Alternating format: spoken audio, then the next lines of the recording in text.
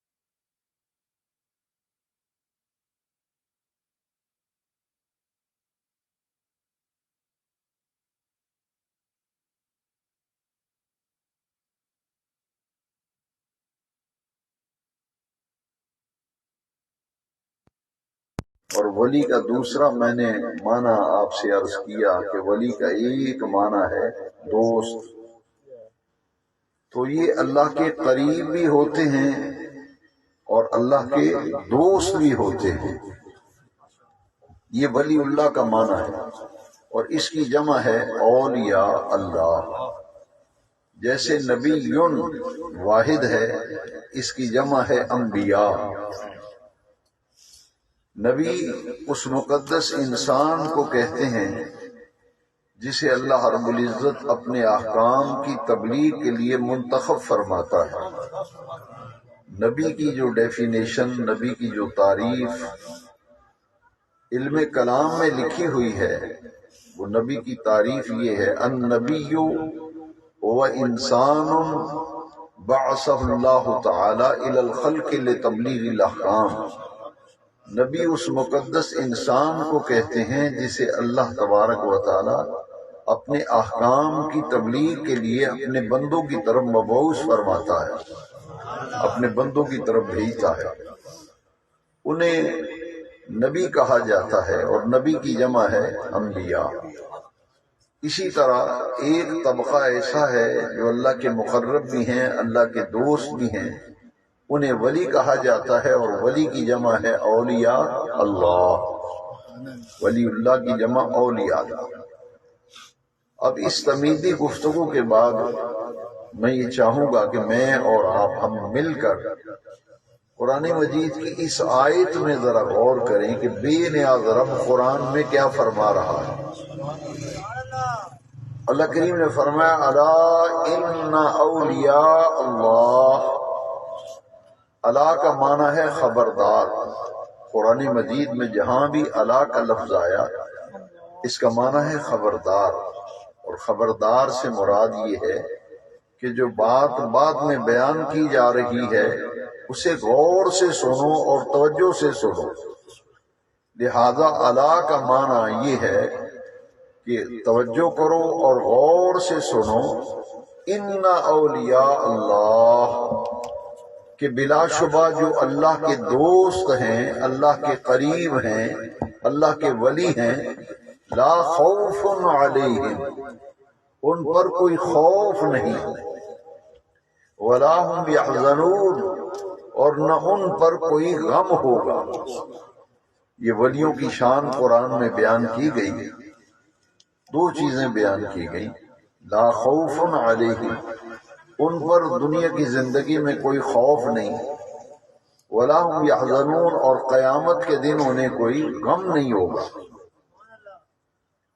اس کے بعد اللہ رب العزت نے ولی کی شان، ان کا مقام اور مرتبہ بیان فرما کر پھر اللہ کریم نے اسی آیت میں ولی کی پہچان بیان فرمائی، تاکہ ولی کو پہچاننے میں کوئی غلطی نہ کھا جائے۔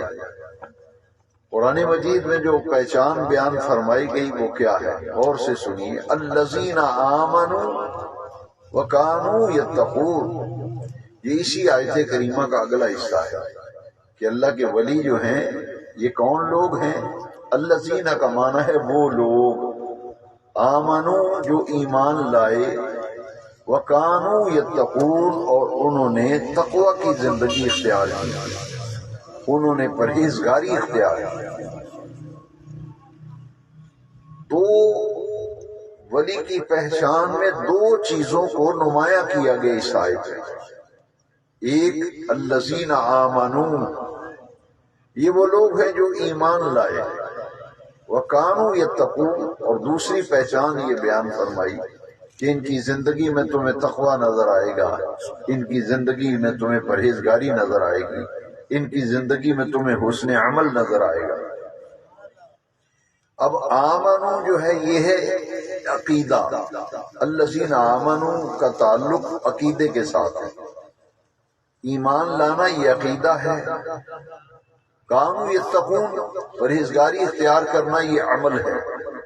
بہت آسان سی بات ہے کہ اللہ کا ولی وہ ہوتا ہے جو عقیدے میں بھی افضل اور اعلیٰ ہو اور عمل میں بھی افضل و اعلیٰ ہو۔ سبحان اللہ، سبحان اللہ، عقیدے میں بھی افضل اور اعلیٰ ہو اور عمل میں بھی افضل اور اعلیٰ ہو۔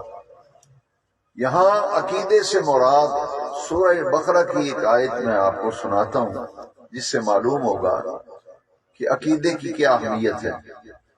قرآن مجید میں سورہ بقرہ میں رب ذوالجلال نے فرمایا فَإِنْ آمَنُوا بِمِثْلِ مَا آمَنْتُمْ بِهِ فَقَدِ اهْتَدَوْا،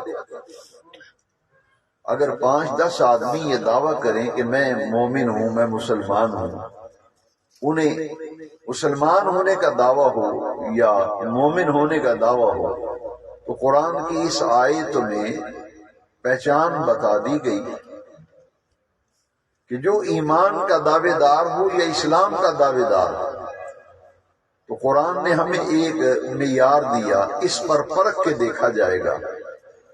دیکھیے اس آیت میں کیا بیان کیا گیا، فَإِنْ آمَنُوا، پھر اگر وہ ایمان لائیں، بِمِثْلِ آمَنْتُمْ بِهِ، اے میرے محبوب کے صحابیوں جس طرح تم ایمان لائے ہو، تمہارے ایمان لانے کی طرح جو ایمان لائے گا، فقد اهتدوا، تو ہدایت صرف اس کے پاس ہوگی جو اس طرح ایمان لائے جس طرح صحابہ کرام ایمان لائے تھے۔ وَإِنْ آمَنُوا بِمِثْلِ مَا آمَنْتُمْ بِهِ فَقَدِ اهْتَدَوْا، دعویٰ کوئی کرتا رہے کہ میں بھی مسلمان ہوں، میں بھی مومن ہوں، قرآن کہتا ہے کہ ہدایت پر صرف وہ ہوگا جس کا عقیدہ، جس کا نظریہ، جس کی سوچ، جس کی فکر ان لوگوں سے مل جائے جو اسلام کے اولین مخاطب ہیں۔ اور نبی کریم علیہ السلام نے جب اعلان نبوت فرمایا تو حضور کے اعلان نبوت کے بعد سب سے پہلے وہ لوگ جو ایمان لائے انہیں صحابہ کرام کہا جاتا ہے۔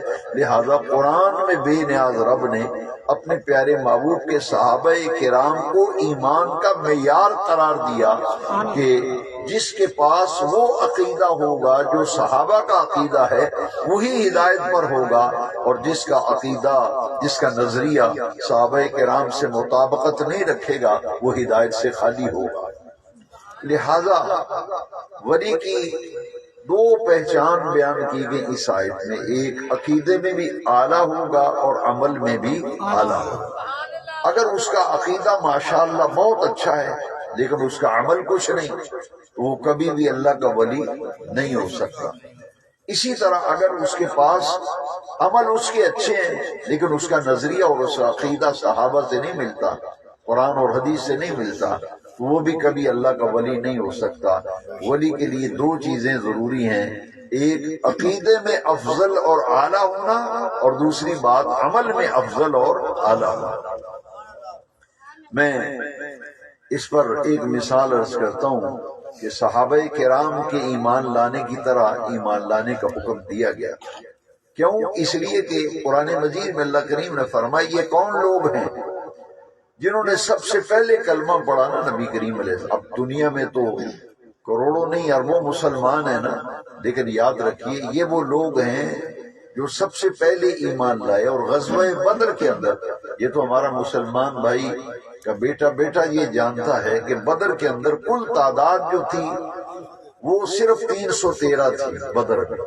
آپ اندازہ لگائیں، اس وقت پوری دنیا میں مسلمان پھیلے ہوئے ہیں، یہ وہ وقت تھا جب صرف کل پونجی جو حضور نے جمع فرمائی تھی بدر کے میدان میں وہ صرف 313 افراد تھے۔ اور قرآن مجید میں اللہ رب العزت نے ان کا تذکرہ فرمایا۔ اللہ کو یہ بندے بہت پیارے ہیں جنہوں نے اس وقت کلمہ پڑھا جب کلمہ پڑھنے پہ سزا ملتی تھی، کلمہ پڑھنے پہ مار پڑتی تھی۔ حضرت بلال کے گلے میں رسی ڈال کر امیہ نے، جو مالک تھا نا امیہ، وہ گلے میں رسی ڈال کے گھسیٹتا تھا، گرم ریت پہ لٹاتا تھا، سزا دیتا تھا۔ تو اس دور میں جنہوں نے کلمہ پڑھا، حضور پر ایمان لائے، حضور کا ساتھ دیا، مال بھی قربان کیا، وطن بھی قربان کیا، جائیدادیں قربان کی، اور نبی کریم علیہ السلام کا ساتھ دیا، تو یہ لوگ اللہ کو بڑے پیارے ہیں۔ اس لیے بے نیاز رب نے فرمایا اس طرح ایمان لاؤ جس طرح میرے محبوب کے غلاموں تم ایمان لائے ہو۔ تمہارے ایمان لانے کی طرح جو ایمان لائے گا وہی ہدایت پر ہوگا۔ اب سنیے ایک آیت میں سنانا چاہتا ہوں۔ یہ جو صحابہ کے نام کے ساتھ ہم کہتے ہیں نا رضی اللہ تعالیٰ عنہ، یہ کیوں کہتے ہیں؟ اس آیت میں ذرا غور کریں، اس آیت میں بیان کیا گیا رضی اللہ عنہ کا معنی ہے اللہ ان سے راضی ہوا، اللہ ان سے راضی ہوا۔ آیت کریمہ سنیے، میں آیت کریمہ پڑھتا ہوں۔ یہ بندے اللہ کو بڑے پیارے ہیں۔ تمام انسان آپس میں برابر نہیں ہیں۔ ان لوگوں کو جو عظمت اور فضیلت ملی، جن میں حضرت سیدنا ابو بکر صدیق رضی اللہ عنہ، سیدنا عمر فاروق اعظم، سیدنا عثمان غنی ذی النورین، مولا کائنات سیدنا علی المرتضیٰ کرم اللہ تعالی وجہ کریم، یہ وہ ہستیاں جن کو اللہ کریم نے نوازا ہے۔ یہ کون لوگ ہیں؟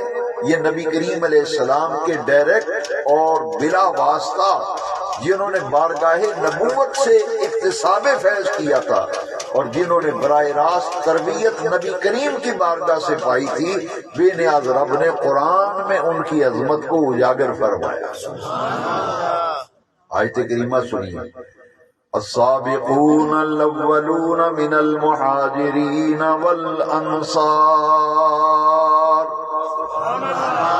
السابقون الاولون من المہاجرین والانصار والذین اتبعوهم بإحسان رضی اللہ عنہم ورضوا عنہ۔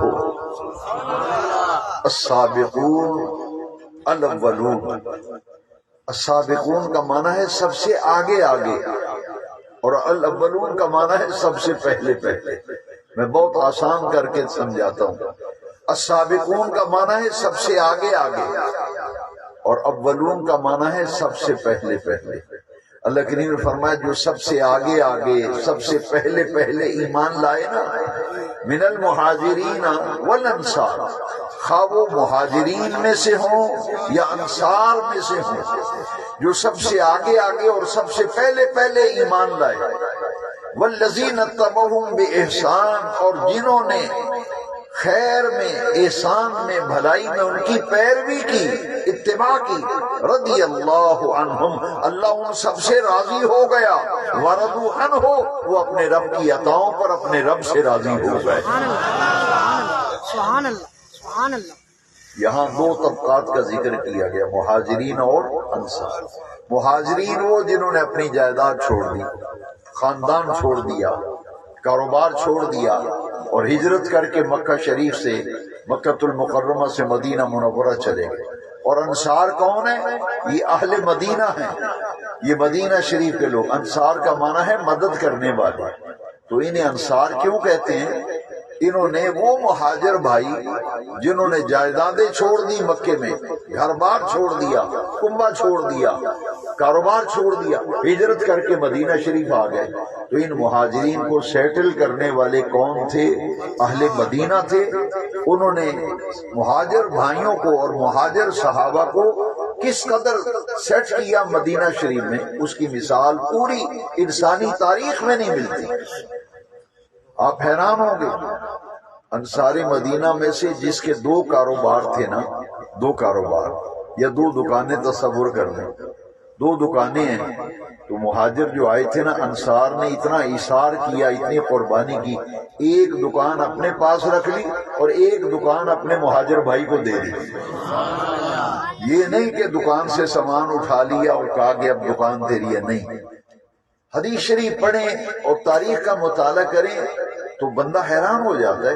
اسی لیے تو قرآن میں ان کی شان میں آیتیں اتری ہیں کہ وہ لوگ ہیں کہ اپنے مہاجر بھائیوں کے لیے دو کاروبار ہیں، ایک کاروبار خود رکھ لیا، ایک کاروبار اپنے مسلمان بھائی کو دے دیا جو مہاجر تھے۔ اور یہ ذرا غور سے سنیں کہ جس کی دو بیویاں تھیں، ہم نے جب خود پہلی مرتبہ یہ سبق پڑھا اپنے استاد گرامی سے تو یقین جانیے ہمارے رونگٹے کھڑے ہو گئے۔ اسی لیے تو قرآن میں ان کی شان میں آیتیں آئی ہیں۔ انہوں نے اتنی قربانیاں دی، دیکھا کہ کسی کی دو بیویاں ہیں نا انصار مدینہ میں سے، انہوں نے اپنی ایک بیوی کو طلاق دے کر اپنے مہاجر بھائی کا گھر بسایا اور طلاق دے کر کہا کہ تم اس سے شادی کر لو اور تم اپنا گھر جو ہے اسے آباد کر لو۔ جس کے پاس دو مکان تھے، ایک مکان خود رکھ لیا اور ایک مکان اپنے مہاجر بھائی کو گفٹ کر دیا کہ یہ میری طرف سے تحفہ ہے۔ اس کی مثال پوری تاریخ میں نہیں ملتی، پوری انسانی تاریخ۔ اسی لیے تو انہیں کہتے ہیں کہ یہ حضور کے جان نثار ہیں، یہ حضور کے فداکار ہیں، یہ صحابہ کرام رضوان اللہ تعالی علیہم اجمعین کہ ان کی شان میں آیت آ گئی جو میں نے آپ کو سنائی، رضی اللہ عنہم ورضوا عنہ، اللہ ان سب سے راضی ہو گیا اور یہ اپنے رب کی عطاؤں پر اپنے رب سے راضی ہو گئے۔ سبحان اللہ، سبحان اللہ۔ یہ وہ باعظمت لوگ ہیں کہ قرآن میں فرمایا کہ جس طرح انہوں نے ایمان لانے کا شرف پایا اس طرح ایمان لایا، اس طرح ایمان لایا۔ اس میں سے میں دو تین کہ عقیدے میں افضل اور اعلیٰ ہونا ضروری ہے۔ عقیدے میں گڑبڑ ہو تو وہ کبھی اللہ کا ولی نہیں ہو سکتا۔ میں آپ کو دو تین جھلکیاں صحابہ کے نظریات کی دینا چاہتا ہوں۔ امام کے جو بالکل پیچھے مقتدی کھڑا ہوتا ہے اس کی فضیلت زیادہ ہے۔ شاید آپ نے زندگی میں کبھی یہ مسئلہ نہ سنا ہو، آپ کے علم میں بھی اضافہ ہوگا اور بڑی پیاری بات ہے، آپ کو لطف آئے گا کہ دین کی باتیں جب سنی جائیں نا تو دین کی باتیں بہت پیاری ہیں۔ اللہ کریم ہمیں سیکھنے کی توفیق دے۔ مسجد میں جماعت کھڑی ہے نا تو جو امام کے بالکل پیچھے مقتدی کھڑا ہوتا ہے اس کی فضیلت زیادہ ہے، اس کی فضیلت جو بالکل امام کے پیچھے کھڑا اس کا درجہ زیادہ ہے، اس کی فضیلت زیادہ ہے۔ اور پھر اس کے بعد جو دائیں طرف صف ہوتی ہے نا، دائیں طرف امام کے دائیں طرف جو نمازی ہیں پھر ان کی فضیلت زیادہ ہے۔ اس کے بعد جو بائیں طرف کے نمازی ہیں پھر ان کی فضیلت زیادہ ہے۔ اور اللہ کی رحمتیں جب نازل ہوتی ہیں نا، جماعت کھڑی ہوتی ہے، حدیث شریف میں اللہ کی رحمتیں نازل ہونا شروع ہو جاتی ہیں۔ سب سے پہلے اللہ کی رحمت امام پہ نازل ہوتی ہے جو نماز پڑھا رہا ہے، سب سے پہلے اس پہ رحمت نازل ہوتی ہے۔ پھر جو امام کے بالکل پیچھے کھڑا ہے اس پہ رحمت نازل ہوتی ہے۔ پھر دائیں طرف کے نمازیوں پر، پھر بائیں طرف کے نمازیوں پر، اس کے بعد پھر پوری مسجد میں جتنے نمازی ہوتے ہیں بھیا ان سب پر پھر اللہ کی رحمت نازل ہوتی ہے۔ سبحان اللہ سبحان اللہ۔ پہلی صف کی اسی لیے فضیلت ہے نا، حضور نے فرمایا کہ صف اول جو ہے اس کی فضیلت زیادہ ہے، لیکن اس میں بھی پھر تقسیم ہے، جو امام کے بالکل پیچھے مقتدی ہے اس کی فضیلت زیادہ، جو دائیں طرف ہیں پھر ان کی فضیلت جو بائیں طرف ہے۔ اب امام کے پیچھے کھڑے ہونے کی فضیلت میں نے آپ کو بتائی نہیں، تو امام ہو امام الانبیاء، حضور نماز پڑھا رہے ہوں، عام امام کے پیچھے کھڑے ہونے والے کی فضیلت زیادہ ہے، لیکن اگر امام الانبیاء نبیوں کے امام نماز پڑھا رہے ہوں تو جو پیچھے کھڑے ہونے والا ہے اس کی فضیلت کا کوئی اندازہ لگا سکتا ہے۔ لیکن غور سے سننا، غور سے توجہ سے، کہ وہ ایک صحابی جو ہیں وہ پیچھے کھڑے ہونے کی فضیلت چھوڑ دیتے تھے، فضیلت چھوڑ دیتے تھے، اور کیا کرتے تھے، صف میں کونے پہ جا کے کھڑے ہو جاتے تھے، پہلی صف میں آخر میں۔ صحابہ نے ایک دن کہا کہ حضور نے کئی مرتبہ ہمیں یہ مسئلہ بتایا کہ امام کے پیچھے فضیلت زیادہ ہے، تو تم اتنی جسارت کرتے ہو کہ پہلی صف میں کھڑے ہو فضیلت حضور کے پیچھے والی چھوڑ کر دائیں طرف کھڑے ہو جاتے ہو، ایسا کیوں کرتے ہو؟ دیکھیے انہوں نے کتنا پیارا جواب دیا۔ انہوں نے کہا کہ میں اس لیے پیچھے کھڑے ہونے کی فضیلت ترک کرتا ہوں کہ جب بالکل حضور کے پیچھے کھڑا ہوتا ہوں تو حضور کا چہرہ مبارک نظر نہیں آتا، حضور کا دیدار نہیں ہوتا۔ میں اس فضیلت کو ترک کر دیتا ہوں اور دائیں طرف کھڑا اس لیے ہوتا ہوں کہ حضور جب تکبیر تحریمہ ارشاد فرما کر نماز شروع فرماتے ہیں تو میں پوری نماز میں حضور کے چہرے کی زیارت کرتا رہتا ہوں۔ یہ حدیث شریف بخاری شریف میں ہے۔ کس کتاب میں ہے؟ بخاری شریف۔ غور کیجئے، جو نقطہ میں آپ کو سمجھانا چاہتا ہوں، بھئی کھڑے ہونے کی فضیلت تو پیچھے ہے، تو وہ فضیلت پچھلی چھوڑ دی ہے، کیوں چھوڑی؟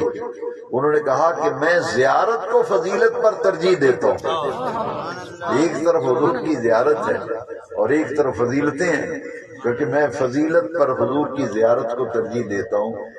صحابہ کرام، میں ایک اہم نقطہ آپ کو بتانا چاہتا ہوں کہ صحابہ کے دلوں میں حضور کی محبت کتنے اعلیٰ درجے میں تھی کہ وہ فقط حضور کا دیدار کرنے کے لیے پیچھے کھڑے ہونے کی فضیلت چھوڑ کر حضور کی دائیں طرف کھڑے ہو کر پوری نماز میں حضور کی زیارت کرتے رہتے ہیں۔ سبحان اللہ سبحان اللہ۔ پوری نماز میں حضور کی زیارت کرتے رہتے ہیں۔ اور ایک حدیث شریف میں بخاری شریف سے اور سناتا ہوں۔ ایمان حضور کی محبت کا نام ہے، الذین آمنوا۔ میں نے عرض کیا نا کہ یہ وہ لوگ ہیں جو ایمان لائے، وکانوا یتقون، اور انہوں نے تقوی اختیار کیا، پرہیزگاری۔ ایمان حضور کی محبت کا نام ہے۔ میں آپ کو حدیث سناتا ہوں۔ الا لا ایمان لمن لا محبت لہ، الا لا ایمان لمن لا محبت لہ، الا لا ایمان لمن لا محبت لہ۔ جس کے دل میں اپنے اس نبی کا پیار نہیں جن کا کلمہ پڑا ہے، تو فرمایا وہ ایمان سے خالی ہے۔ ایمان تو نام ہی حضور کی محبت کا ہے، ایمان نام ہے حضور کی محبت کا۔ لہذا ولی کے لیے ضروری ہے کہ دل میں پیارے نبی پاک کا پیار ہو، حضور کی محبت۔ ڈاکٹر اقبال نے کیا کہا؟ دیکھیے، مفکر پاکستان، یہ پاکستان کا تخیل اقبال نے دیا تھا۔ ڈاکٹر اقبال کیا کہتے ہیں؟ دیکھیے حضور کی محبت کے بارے میں بڑا پیارا کنسپٹ پیش کیا اقبال نے۔ اقبال کہتے ہیں مغز قرآن، ڈاکٹر اقبال کہتے ہیں مغز قرآن، روح ایمان، جان دین، حسد حب رحمت للعالمین۔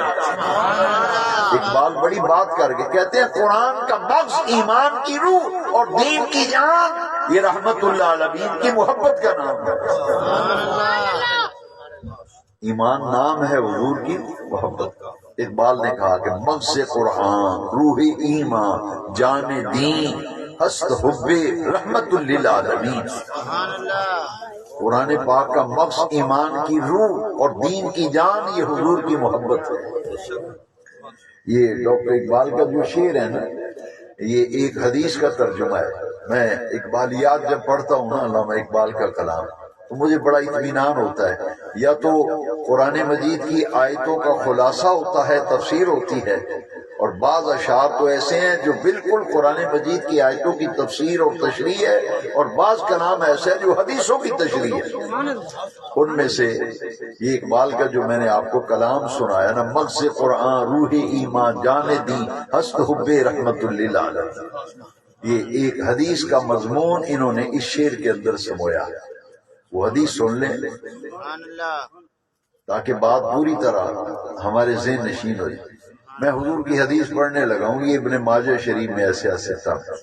نبی کریم علیہ السلام نے فرمایا لا یؤمن احدکم حتی اکون احب الیہ من والدہ وولدہ والناس اجمعین۔ لوگوں، تم میں سے کوئی اس وقت تک کامل مومن نہیں ہو سکتا جب تک میں اسے اس کے والدین، اس کی اولاد اور پوری انسانیت سے بڑھ کر محبوب نہ ہو جاؤں، اس وقت تک تمہارا ایمان کامل نہیں ہو سکتا۔ من والدہ وولدہ، والدین، اولاد، والناس اجمعین، پوری انسانیت سے بڑھ کر جب تک مدینے والے آقا کریم سے محبت نہیں ہوگی تو ایمان کامل نہیں ہوگا۔ ایمان نام ہے حضور سے محبت کا۔ اب نماز کے اندر، نماز تو رب کی پڑھی جاتی ہے نا، تو رب کی نماز پڑھتے ہوئے صحابی رسول نماز کے اندر حضور کے چہرے کی زیارت کر رہے ہیں۔ ایک بخاری شریف سے اور حدیث سناتا ہوں، بڑی پیاری حدیث ہے۔ ایک قبیلے میں جھگڑا ہو گیا تو انہوں نے حضور سے عرض کیا کہ آپ تشریف لائیں اور ہماری صلح کرا دیں۔ کسی خاندان میں جھگڑا، تو حضور تشریف لے گئے صلح کرانے کے لیے۔ تو حضور نے فرمایا سیدنا ابو بکر صدیق رضی اللہ عنہ سے کہ اے ابو بکر، میں صلح کرانے جا رہا ہوں، اگر وہاں دیر ہو جائے تو میرے بعد تم نماز پڑھا دینا، نماز کا وقت ہو جائے تو نماز پڑھا دینا، کیونکہ آقا کریم نے پوری حیات طیبہ میں صرف آخری 3 دن نماز نہیں پڑھائی۔ وصال مبارک سے 3 دن پہلے حضور کی طبیعت مبارکہ میں اتنی نقاہت آ گئی کہ 3 دن متواتر وصال سے پہلے حضور مسجد میں تشریف نہیں لائے، ورنہ پوری حیات مقدسہ میں حضور نبی کریم صلی اللہ تعالی علیہ وسلم فرض نماز کے فرضیت کے بعد حضور مدینہ شریف تشریف لائے تو مسجد نبوی میں 5 وقت حضور خود نماز پڑھاتے تھے۔ حضور نے فرمایا ابو بکر صدیق سے کہ نماز کا وقت ہو جائے تو نماز پڑھا دینا، میں صلح کرانے جا رہا ہوں۔ اب حضور جب صلح کرا کے تشریف لائے تو مسجد نبوی میں جماعت کھڑی ہو گئی۔ سیدنا صدیق اکبر حضور کے مصلی پہ کھڑے ہو کے نماز پڑھا رہے ہیں، ادھر حضور تشریف لے آئے۔ تو حضور جب وہ آخری صف تھی نا، اس کو حضور نے کراس کیا اور امام کی طرف حضور بڑھ رہے تھے۔ تو بخاری شریف کی حدیث میں ہے کہ حضور جس صف سے گزرتے تھے اس صف کے نمازی دیکھتے کہ حضور تشریف لے آئے اور صف سے گزر رہے ہیں، تو امام کو متنبہ کرنے کے لیے اور متوجہ کرنے کے لیے کہ حضور تشریف لے آئے ہیں، یہ بتانے کے لیے صحابہ نے تصفیق کی، یوں ہاتھ باندھے ہوئے تھے نا، یوں ہاتھ باندھے ہوئے تھے، تو صحابہ کرام نے تصفیق کی۔ تصفیق یہ عربی کا لفظ ہے، تصفیق کا معنی ہے ہاتھوں پہ ہاتھ مارے۔ نماز اس طرح پڑھ رہے ہیں، جس صف سے میرے نبی کریم گزرتے تھے اس صف کے پورے نمازی اس طرح کرتے تھے 3 مرتبہ، تاکہ ابو بکر کو اطلاع ہو جائے حضور تشریف لے آئے۔ اب جس صف سے میرے نبی پاک گزرے ہیں وہ صحابی تصفیق کریں، یہاں تک کہ حضور پہلی صف میں پہنچ گئے۔ صدیق اکبر بھی سمجھ گئے کہ یہ جو ہاتھوں پہ ہاتھ مار رہے ہیں نا، تصفیق کر رہے ہیں، لگتا ہے سرکار تشریف لے آئے۔ تو بڑا پیارا منظر تھا، حضور پہلی صف میں کھڑے ہیں، صدیق اکبر مصلی چھوڑ کے پیچھے ہٹنے لگے۔ اچھا جماعت کھڑی ہے، صحیح بخاری شریف، میں الذین آمنوا پہ بات کرنا چاہتا ہوں کہ ولی جو ہے وہ عقیدے میں افضل ہوتا ہے، اور عقیدہ افضل وہ ہے جو حضور کے صحابہ کا عقیدہ ہے۔ تو صحابہ کا عقیدہ میں سنا رہا ہوں۔ بھئی کسی بھی مسجد میں امام مصلی چھوڑ کے پیچھے آئے تو نماز فاسد ہو جائے گی، نماز ٹوٹ جائے گی، ختم۔ کیوں مصلی چھوڑا امام نے، پیچھے کیوں آیا؟ لیکن حضور کے غلاموں ابو بکر صدیق مصلی چھوڑ کے پیچھے ہٹنے لگے نا تو حضور نے کندھے پہ ہاتھ رکھا ہی ابو بکر کے کندھے پہ۔ حضور نے فرمایا ان تثبت علی مقامک، ان تثبت علی مقامک، ابو بکر مصلی پہ کھڑا رہے، نماز پڑھاتا چل، پیچھے نہ ہٹ۔ لیکن حضور کے منع کرنے کے باوجود ابو بکر پیچھے ہٹ گئے۔ جب سیدنا صدیق پیچھے ہٹے تو لا محالہ حضور کو آگے بڑھنا تھا نا۔ مصلی امام نے چھوڑ دیا، امام ابو بکر ہیں، پہلی صف میں آ گئے، یہ مصلی خالی ہو گیا تو حضور آگے بڑھے اور حضور مصلی پہ تشریف لائے تو حضور نے نئے سرے سے نماز نہیں پڑھائی۔ جہاں صدیق اکبر نے نماز چھوڑی تھی وہاں سے آگے باقی نماز میرے نبی کریم نے پڑھا دی۔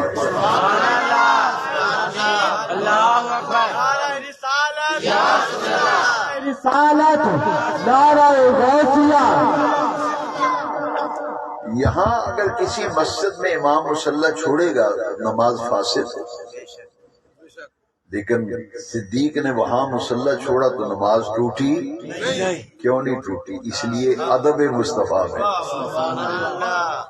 حضور کی تعظیم میں پیچھے ہٹے نا، تو حضور کو یہ تعظیم محبوب کی اتنی پیاری ہے، صدیق پیچھے ہٹے۔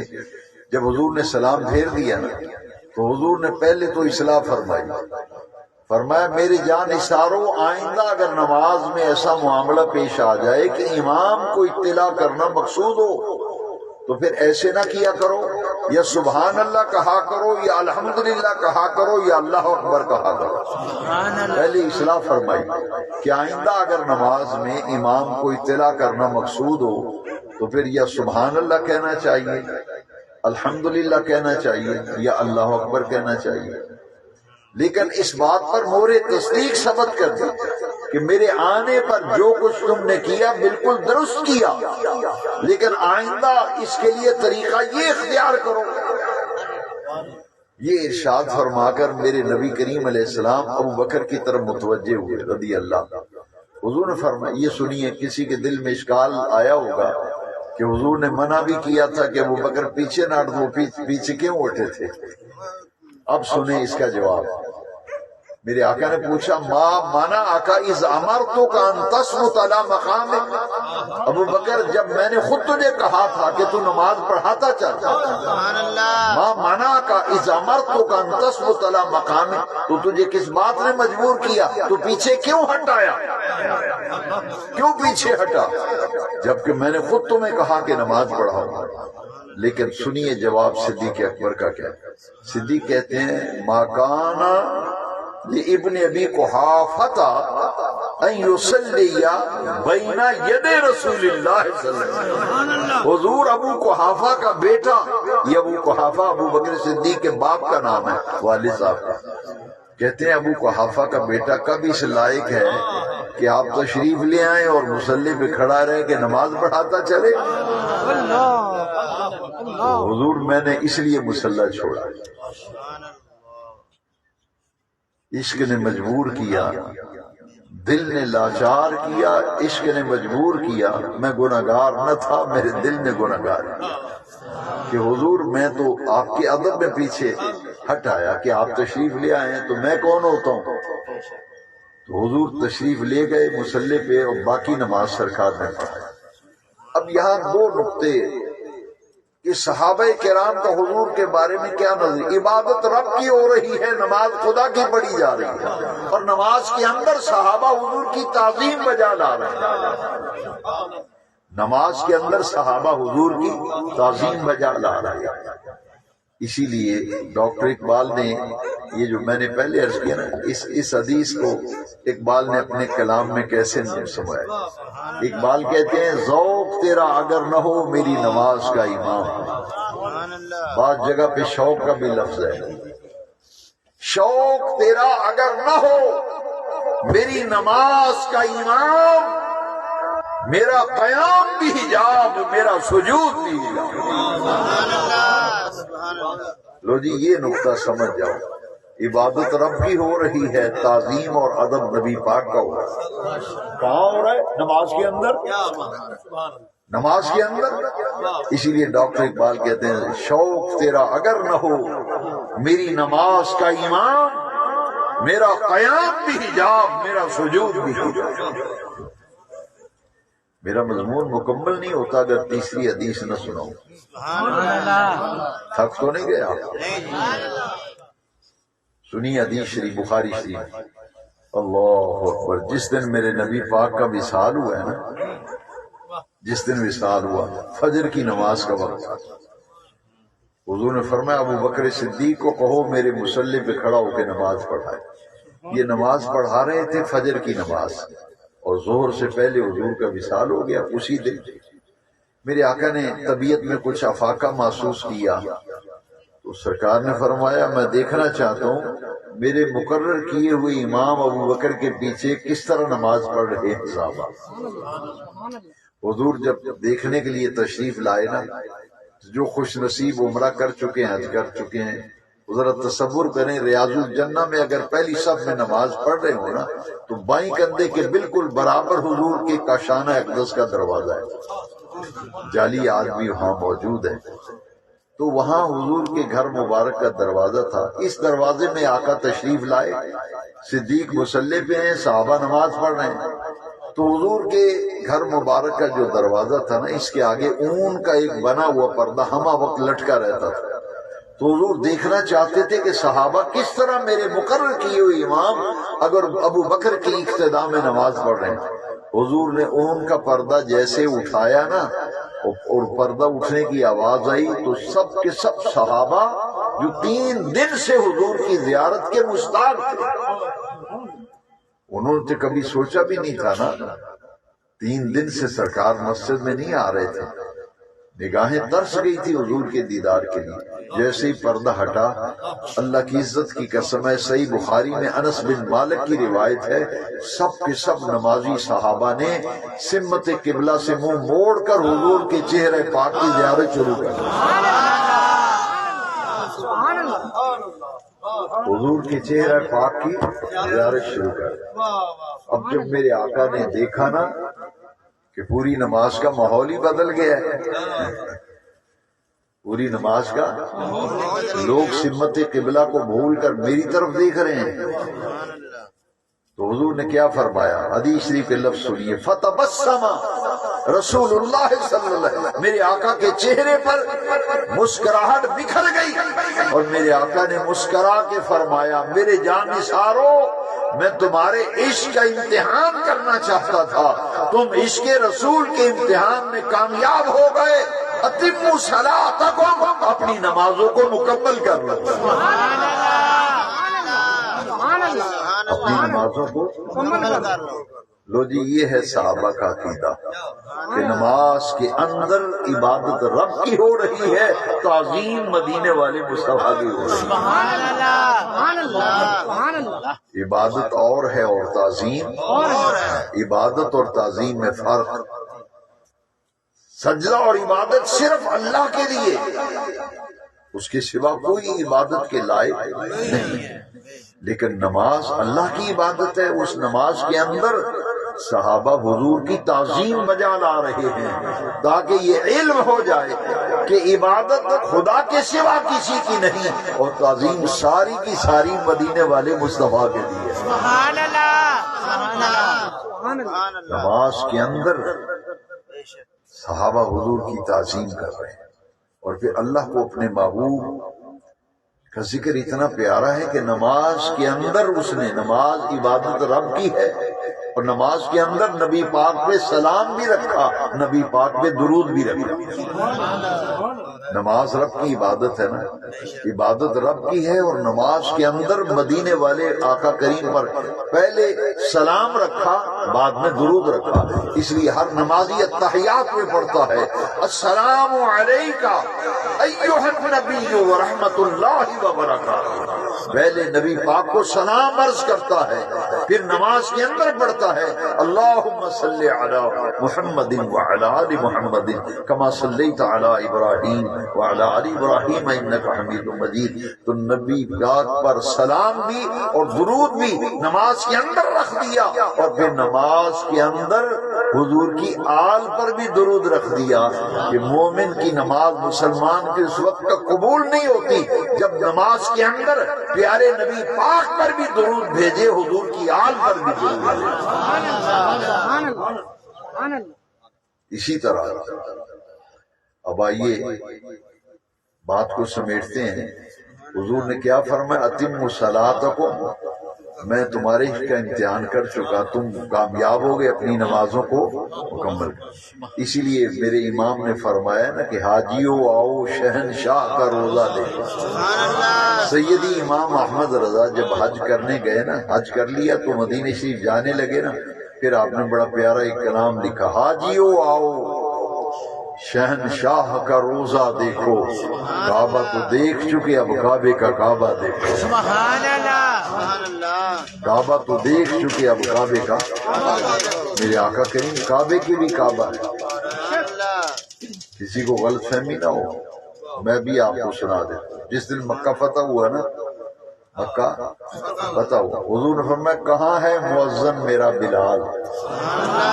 فرمایا بلال یہ وہی مکہ ہے نا جہاں کلمہ پڑھنے پہ تجھے مار پڑتی تھی۔ آج مکہ فتح ہو گیا، کعبے کی چھت پہ کھڑا ہو جاؤ اور اذان پڑھ۔ حضرت بلال کو چڑھایا کعبے کی چھت پہ، اذان پڑھو۔ بلال خاموش ہیں، اذان نہیں پڑھتے۔ میرے آقا نے فرمایا بلال اذان نہیں پڑھتے، اذان پڑھو۔ عرض کی آقا ایک مسئلہ پیش آ گیا، جہاں بھی اذان پڑھتا تھا منہ کرتا تھا کعبے کی طرف، جہاں بھی اذان ہوتی ہے منہ کدھر کیا جاتا ہے؟ حضور جہاں بھی اذان پڑھتا، سفر میں، حضر میں، خلوت میں، جلوت میں، منہ کعبے کی طرف۔ اب میں پریشان ہوں، کھڑا کر دیا گیا کعبے کے اوپر، اب پتہ نہیں چلتا منہ کدھر کروں، کدھر چہرہ کر۔ میرے آقا مسکرائے، مسکرا کے فرمایا بلال چہرہ میری طرف کر اور اذان پڑھ دے۔ کہ حضور کعبے کے بھی خوابہ ہے۔ اس لیے میرے امام فرماتے ہیں حاجیو آؤ شہنشاہ کا روزہ دیکھو، کعبہ تو دیکھ چکے اب کعبے کا دیکھو۔ سبحان اللہ، نماز کے اندر بھی کعبے سے منہ پھیرا صحابہ کا۔ صحیح بخاری کی حدیث سنی نا ابھی، کعبے سے سارے نمازی صحابہ کا چہرہ پھر گیا، حضور کے چہرے کو تکنے لگے، لیکن نماز نہیں ٹوٹی۔ کیوں؟ اگر چہرے سے چہرہ کعبے سے پھرا ہے تو کعبے کے کعبے کی طرف ہو گیا۔ سبحان اللہ، اس لیے نماز آئیے اب میں یہاں سے بات شروع کی تھی وہاں ختم کرتے ہیں۔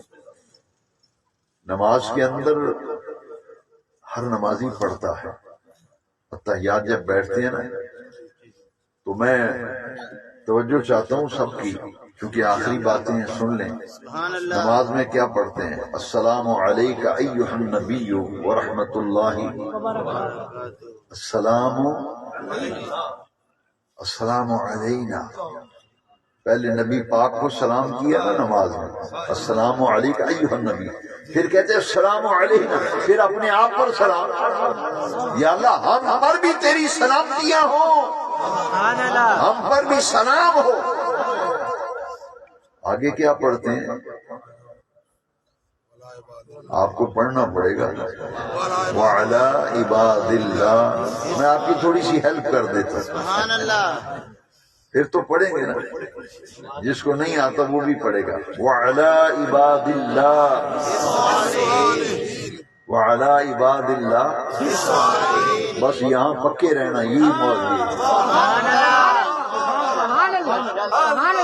جہاں سے میں نے بات شروع کی تھی میں وہاں پہنچ گیا. سبحان اللہ. الا ان اولیاء اللہ لا خوف علیہم ولا هم يحزنون. سنو اور سے جو اللہ کے ولی ہیں دنیا میں کوئی خوف نہیں، قیامت کے دن انہیں کوئی غم نہیں ہوگا. نعرہ تکبیر، نعرہ رسالت، نعرہ حیدری. یہ ہے ولی عقیدے میں بھی افضل ہوتا ہے اور عمل میں بھی. لو جی صحابہ کا عقیدہ سنا ہے آپ نے؟ سبحان اللہ. تو بھئی یہ تو بچے بچے کو آتا ہے. السلام علینا وعلی عباد اللہ الصالحین. نماز رب کی ہے. سبحان اللہ. میں آپ کو ایک سوال دے کے جا رہا ہوں، پوچھو لوگوں سے یہ عباد اللہ الصالحین کون ہے؟ سبحان اللہ. بس اتنا جس نے سمجھ لیا نا وہ زندگی بھر کبھی صراط مستقیم سے بھٹکے گا نہیں. ایسے ہی رولے پڑے ہوئے ہیں ہر طرف. تھوڑا سا غور کریں نا قرآن اور حدیث میں سارے مسئلے نکھر جاتے ہیں. وعلی عباد اللہ الصالحین. تو یہ کون ہے؟ عبد کی جمع ہے عباد. عبد کی جمع ہے عباد اللہ، اللہ کے بندے. آپ بھی اللہ کے بندے ہیں، ہر جتنے بیٹھے ہم سب اللہ کے. لیکن یہاں تخصیص آ گئی عباد اللہ الصالحین، تیرے بندوں میں سے وہ بندے، تیرے بندوں میں سے وہ بندے. کون بندے؟ صالحین. سبحان اللہ. تو صالحین کون ہیں؟ اولیاء اللہ. سبحان اللہ. صالحین اللہ کے نیک بندے. چلو لفظی ترجمہ کر لیں.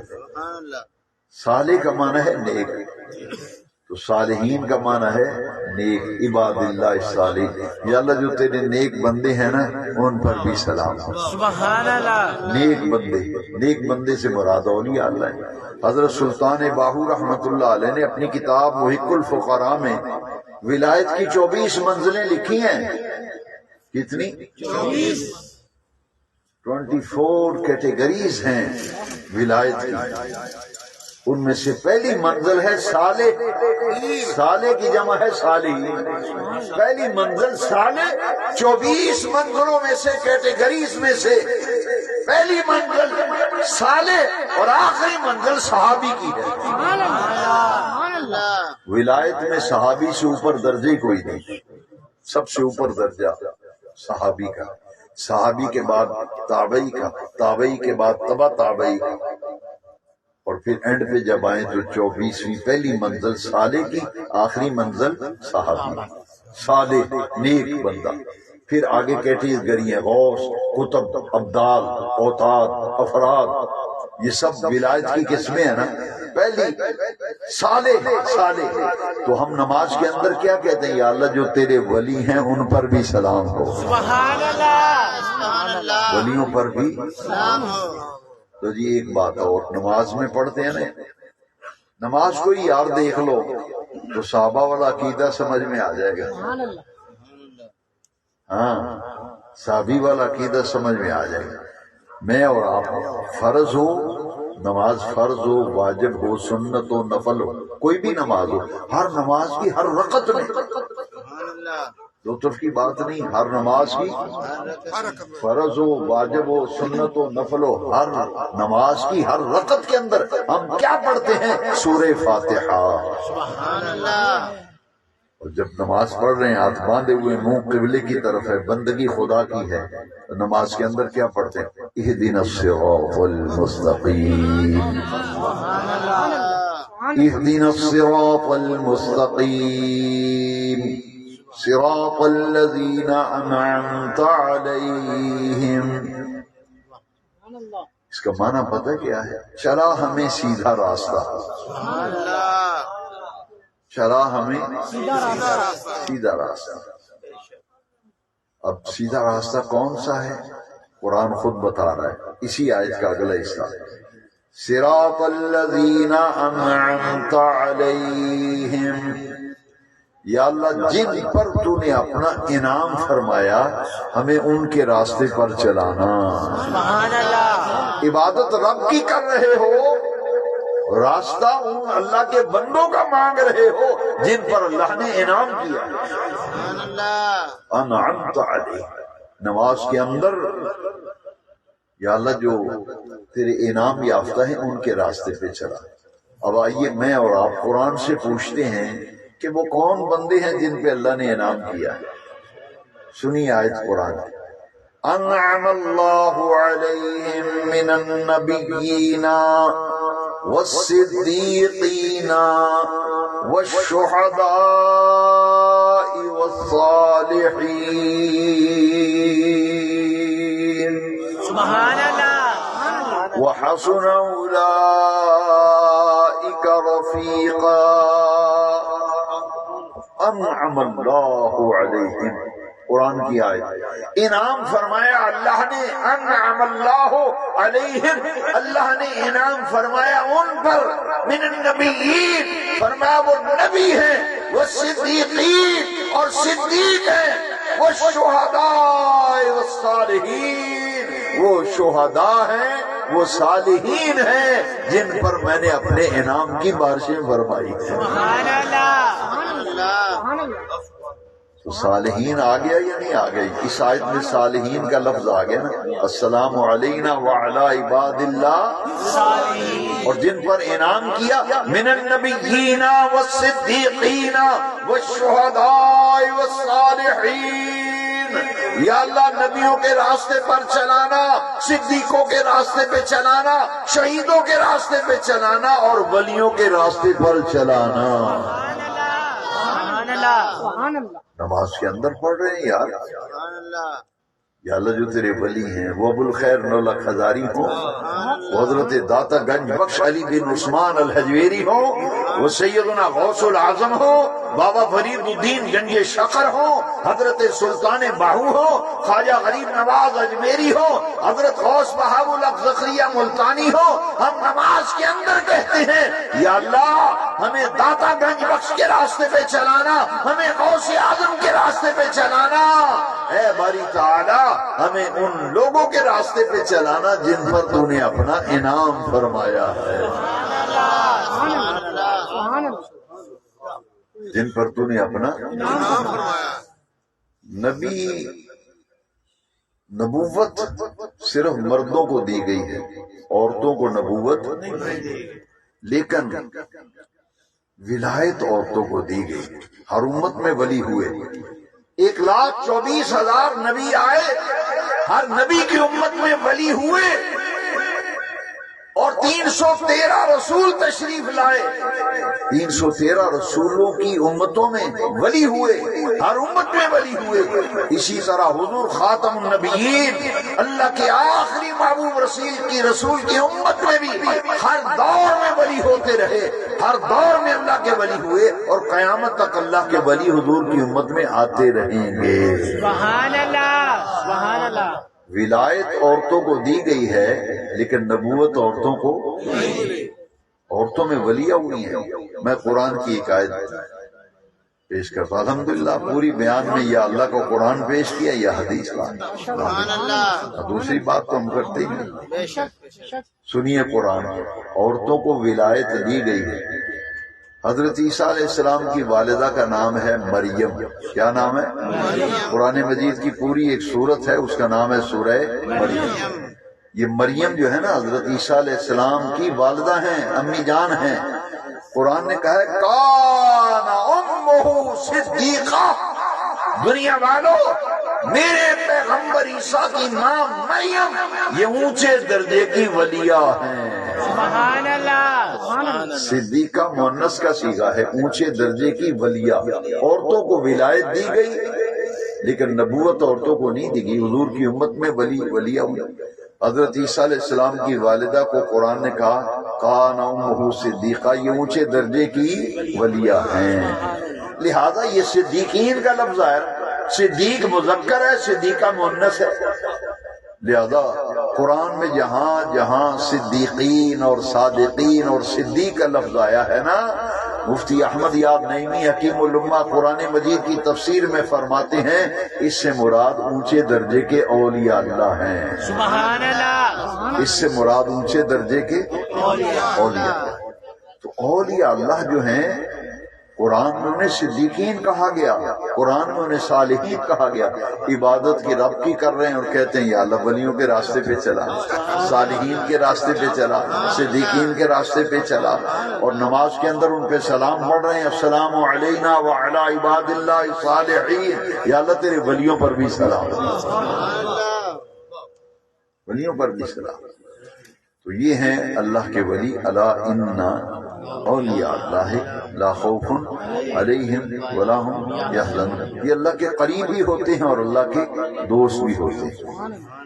ایک ولی کی پہچان کے لیے قرآن کی ایک آیت اور، اس آیت میں فرمایا الذین آمنوا وکانوا یتقون، یہ تو یاد ہونی چاہیے آپ کو، ایمان اور تقوی۔ اب دوسری آیت میں سناتا ہوں جس میں ولی کی اونچے درجے کی پہچان بیان کی تاکہ لوگ مغالطہ نہ کھا جائیں۔ قرآن نے ولی کی پہچان بیان کی، ان اولیاءہ الا المتقون، کہ اللہ کے ولی تو صرف وہ ہیں جن کے پاس تقوی ہے،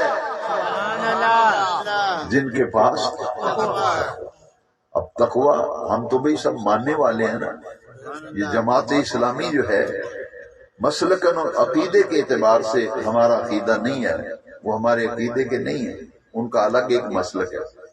آج اس جماعت کے جو ہیں امیر ہیں سراج الحق صاحب، اس جماعت کے بانی ہیں مولانا مودودی، اور اسی جماعت اسلامی کے دو بڑے نامور عالم ہیں، ایک گلزار احمد مظاہری ان کا نام ہے، مولانا گلزار احمد مظاہری، اور ایک ہے مولانا اسد گیلانی۔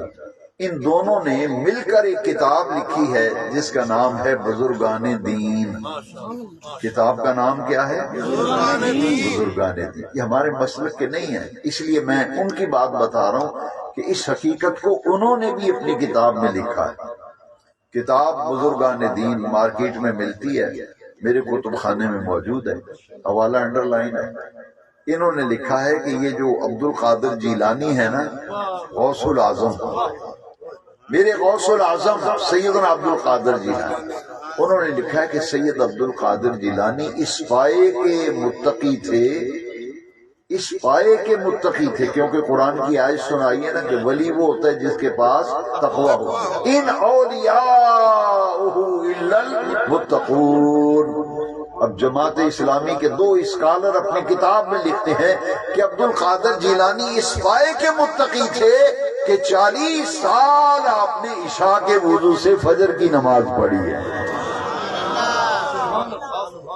40 سال عشاء کے وضو سے یہ غوث العظم۔ یہ جماعت اسلامی کے دو عالم مولانا گلزار احمد صاحب مظاہری اور مولانا اسد گیلانی اپنی کتاب میں بھی لکھا۔ لہٰذا اب میں قرآن کی آیت سناتا ہوں، کیونکہ ہم تو صرف ولی انہیں مانتے ہیں کہ جن کا کردار اور جن کا عمل دیکھے تو رسول اللہ کی سنت کی خوشبو آئے، سبحان اللہ، جن کے پاس بیٹھیں نیکی کرنے کو طبیعت مائل ہو، ہم ولی ان کو مانتے ہیں جن کی زیارت کریں تو خدا یاد آ جائے، جن کی صحبت و مجلس میں بیٹھیں، بیان سنیں، ایمان کی کلی کھل اٹھے اور نیکیوں کی طرف بندے کی طبیعت جو ہے وہ راغب اور مائل ہو جائے۔ ایک پہچان قرآن سے اور یہ عبادت گزار اللہ کا ولی جو ہے وہ کیا ہوتا ہے؟ عبادت گزار۔ لیکن یہ تو میں نے سمجھانے کے لیے مفہوم عرض کیا ہے، لیکن قرآن کے لفظ ذرا سنے تو مزہ آئے گا، سبحان اللہ، لطف تو قرآن نہیں آئے گا۔ سنیے میں آیت پڑھتا ہوں، الذین یبیتون لربہم سجدا وقیاما۔ سبحان اللہ، الذین کا معنی ہے یہ وہ لوگ ہیں، یبیتون، باتا یبیتو، رات بسر کرنا۔ بے نیاز رب قرآن میں فرماتا ہے الذین یبیتون، ان کی راتیں بسر ہوتی ہیں، ان کی راتیں بسر ہوتی ہیں لربہم، اپنے رب کے لیے۔ اللہ بہت باریکی میں اور گہرائی میں سوچیے کسی کی رات کسی کے لیے بسر ہو رہی ہے، کسی کی رات کسی کے لیے گزر رہی ہے۔ بے نیاز رب قرآن میں فرماتے ہیں میرے ولی وہ ہیں جن کی راتیں بسر ہوتی ہیں لربہم، اپنے رب کے لیے، اپنے پروردگار کے لیے۔ والذین یبیتون لربہم، ان کی راتیں بسر ہوتی ہیں، راتیں گزرتی ہیں اپنے پروردگار کے لیے، اپنے رب کے لیے۔ پوچھا بے نیاز رب یہ رات کو کرتے کیا ہیں؟ تیرے لیے رات گزارتے ہیں، تو یہ کرتے کیا ہیں، کیسے گزارتے ہیں؟ بے نیاز رب نے اسی آیت میں فرمایا سجدم وقیاما، کبھی ان کی راتیں قیام میں گزر جاتی ہیں، کبھی سجدے میں گزر جاتی ہیں۔ لو جی، ولی کی ایک پہچان یہ ہے کہ وہ شب زندہ دار ہوتا ہے، شب زندہ دار ہوتا ہے، تہجد گزار ہوتا ہے، نفلوں کی کثرت اور رغبت رکھتا ہے۔ اور پھر قرآن نے بتایا سیماہم فی وجوہہم من اثر السجود، ان کو رات کو اپنے رب کے لیے جاگ کر جب قیام کرتے ہیں، سجدے کرتے ہیں، عبادت کرتے ہیں، تو عبادت کا نور اللہ ان کے چہروں پہ رکھ دیتا ہے۔ 26واں پارہ ہے سورہ فتح، سیماہم فی وجوہہم من اثر السجود۔ اللہ کریم فرماتے ہیں ان کی عبادت کا نور اور ان کے ذکر کا نور، ان کے راتوں کو جاگ جاگ کر رب کو منانے کا جو انداز ہے نا، قیام و سجود، اس کا نور جب دیکھو گے ان کے چہروں کو تو عبادت کا نور ان کے چہروں پہ نظر آئے گا۔ یہ ہے میرے غوث العظم، 40 سال عشاء کے وضو سے فجر کی نماز۔ عبادت دو قسم کی ہے، کچھ عبادتیں فرض ہیں، کچھ عبادتیں نفل ہیں۔ یہ بات دل پہ لکھنے والی ہے جو میں کہہ رہا ہوں، یہ سر کے اوپر سے نہ گزرے۔ جب بندہ فرضوں کی پابندی کرتا ہے اس کی ذات میں نور پیدا ہوتا ہے، فرضوں کی پابندی سے ذات میں نور پیدا ہوتا ہے۔ جب نفلوں کی کثرت کرتا ہے تو اس کی صفات میں نور پیدا ہوتا ہے۔ اس لیے کچھ عبادتیں فرض ہیں، کچھ عبادتیں نفل کے درجے میں ہیں۔ جب فرض عبادت ادا کریں گے ذات میں نور پیدا ہوگا، اور نفلی عبادت کریں گے تو صفات میں نور پیدا ہوگا۔ تو ولی ہوتے ہی وہ ہیں جن کی ذات میں بھی نورانیت ہوتی ہے، جن کی صفات میں بھی۔ سیدہ عالم حضرت خاتون جنت فاطمہ الزہرا رضی اللہ عنہ، ان کی عبادتوں کا عالم ذرا دیکھیں۔ ساری رات اللہ کی عبادت میں بسر کی اور سجدے میں تھی کہ مسجد نبوی میں فجر کی اذان ہوگی، سجدے میں تھی، فجر کی اذان ہوگی نا، تو نماز مکمل کر کے سلام پھیرا، کہا باری تعالیٰ تیری راتیں اتنی چھوٹی ہیں کہ تیرے پیارے رسول کی بیٹی نے جی بھر کے تجھے بھی سجدہ نہیں کیا، تیری رات ختم ہو گئی۔ یہ ہے سیدہ عالم خاتون جنت فاطمہ، جنہیں حضور نے فرمایا میری یہ بیٹی زہرا جنت کی تمام عورتوں کی سردار ہے، فاطمہ تو سیدۃ النساء الجنہ، جنت کی تمام عورتوں کی سردار ہیں۔ عائشہ کا یہ عالم ہے کہ رات بھر اللہ کی عبادت میں گزارتی۔ اور میرے آقا تو وہ ہیں جن کی خاطر ساری کائنات بنائی، ساری کائنات رب نے اپنے محبوب کی خاطر بنائی نا، لولاک لما خلقت الافلاق، حدیث قدسی ہے مواہب الدنیا میں کہ محبوب اگر آپ نہ ہوتے تو میں آسمان نہ بناتا، لولاک لما خلقت الدنیا، آپ کو بنانا میری مشیت و قدرت میں نہ ہوتا تو میں دنیا نہ بناتا، لولاک لما اظہرت الربوبیت، آپ کو بنانا میری مشیت و قدرت میں نہ ہوتا میں اپنی ربوبیت کا اظہار نہ کرتا۔ تو ساری کائنات محبوب کی خاطر بنائی نا، تو حضور کی بندگی کا عالم دیکھا کیا ہے، ساری ساری رات حضور عبادت کرتے، یہاں تک کہ حتیٰ قد تورمت قدمہ ہو، حضور کے دونوں پاؤں مبارک پر ورم آ گیا، حضور کے دونوں پاؤں مبارک پر سوج آ گئی نا، سوج گئے دونوں پاؤں، ساری رات قیام، عبادت تو حضرت عائشہ صدیقہ رضی اللہ نے عرض کی حضور یہ ساری کائنات آپ کی خاطر رب نے بنائی، آپ اللہ کے حبیب ہیں، 1.25 لاکھ نبیوں کے سردار ہیں، اس قدر زاری اور اس قدر رونا اور عبادت میں دیکھ رہی ہوں، پاؤں مبارک پر ورم آ گیا۔ حضور نے جو جواب دیا نا وہ یہاں لکھنے کے قابل ہے دل پہ۔ سرکار نے فرمایا افلا اکون عبدا شکورا، اے عائشہ میں اپنے رب کا شکر گزار بندہ نہ بنوں؟ سبحان اللہ، اس کی عطائیں ہیں میرے اوپر، اس کی عطائیں ہیں، میری خاطر ساری کائنات بنائی، 1.25 لاکھ نبیوں کا سردار بنایا، 313 رسولوں کا امام بنایا، میں تو رب کا شکر ادا کرنے کے لیے عبادت کرتا ہوں، میرے رب نے مجھے بڑا ہی نوازا ہے۔ سبحان اللہ، افلا اکون عبدا شکورا۔ اس سے ایک مسئلہ معلوم ہوا کہ جتنا رب کا کرم ہونا، مال رب دے، عزت دے، شہرت دے، جی آسائشیں اور آسانیاں زندگی میں اللہ عطا کرے، اتنا ہی زیادہ جھکنا چاہیے، اتنی نمازوں کی پابندی، اتنی کثرت سے قرآن کی تلاوت۔ افلا اکون عبدا شکورا، رب کا شکر گزار بندہ بننا، جب عطائیں ہو تو جھکنا بھی اتنا ہی چاہیے جتنی رب کی عطائیں ہوں، تاکہ شکر گزار بندے۔ وہ پاؤں بے برم آیا تو اللہ کریم نے آیت نازل فرما دی۔ حضور سے جو محبت ہے نا رب کو اس آیت میں جھلک دی ہے۔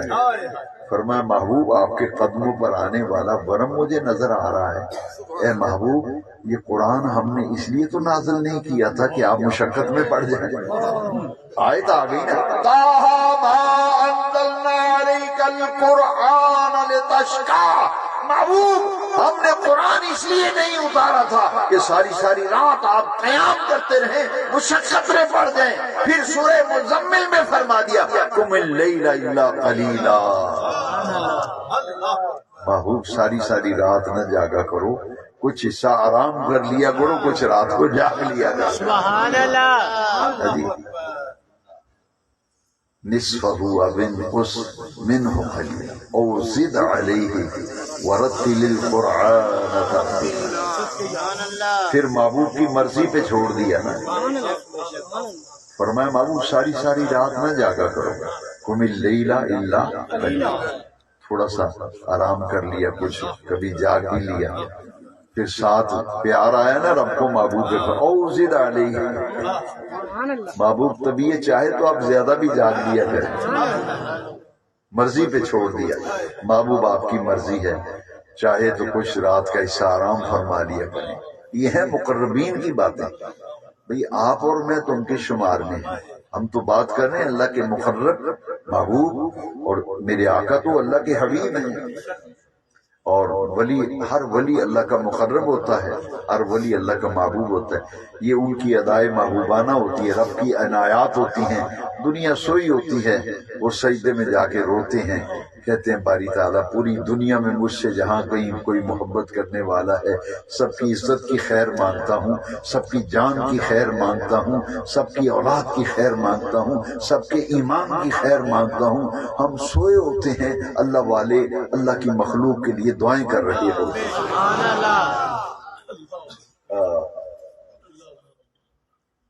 ایک بزرگ کا واقعہ، مرید بہت تنگ کرتا تھا، حضرت جی میرے واسطے دعا کرو، میرے واسطے دعا کرو۔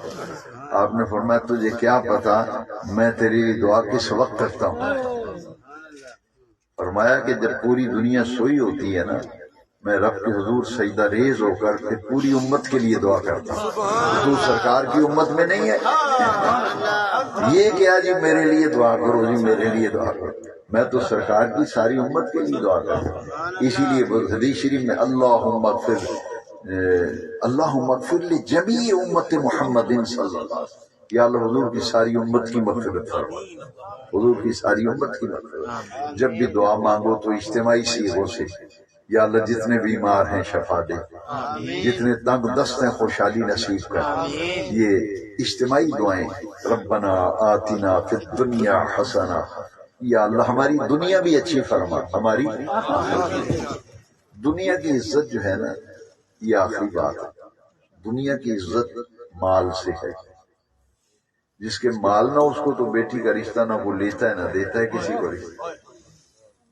دنیا کی عزت کے لیے مال ضروری ہے، اور آخرت کی عزت کے لیے اعمال ضروری ہے. آخرت کی عزت کے لیے یہ کسی بزرگ کا قول ہے کہ دنیا کی عزت اور وقار اور جینے کے لیے مال کی ضرورت ہے، اور آخرت کی عزت و وقار کے لیے اعمال کی ضرورت ہے. قرآن میں بھی بیان کیا من عمل صالحا من ذکر او انثى وهو مؤمن فلنحيينه حیاۃ طیبہ. اے میرے رب کریم، جس محبت سے ہمارے برادر طریقت جناب محمد شفیق صاحب قادری نوری نے یہ محفل سجائی، آپ سب جس محبت سے تشریف لائے، ہمارے مہمان تشریف لائے، ان تمام علماء، ائمہ مساجد، بزرگوں کا آنا اور مہمانوں کا آنا اللہ تعالیٰ قبول فرمائے.